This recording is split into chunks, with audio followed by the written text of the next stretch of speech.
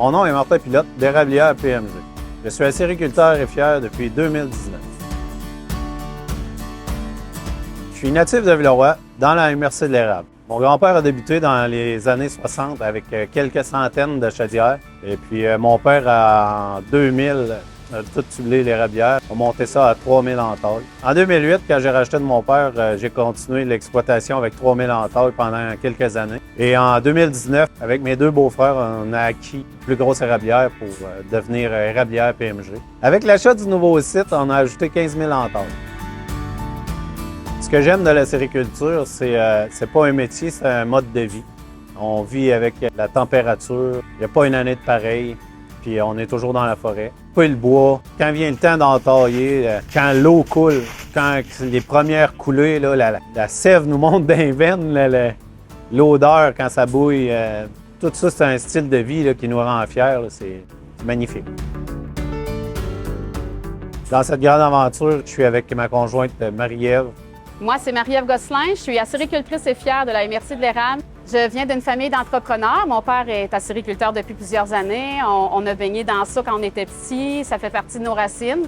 Quand j'ai rencontré mon mari, c'était évident que c'était simple. C'était ça qu'on voulait faire ensemble. C'était tout à fait naturel de choisir ce mode de vie-là, qui était agréable pour nous, pour élever nos enfants aussi.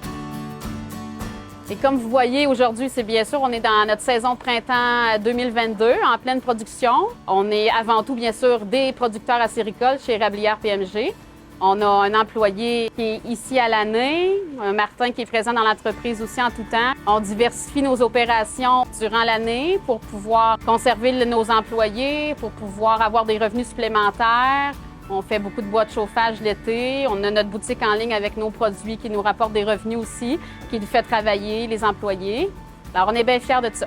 On essaye de mettre accessible aux gens pour qu'ils peuvent goûter l'érable à l'année, puis faire goûter notre terroir, parce qu'il n'y a pas une cabane à sucre qui ça goûte pareil, là.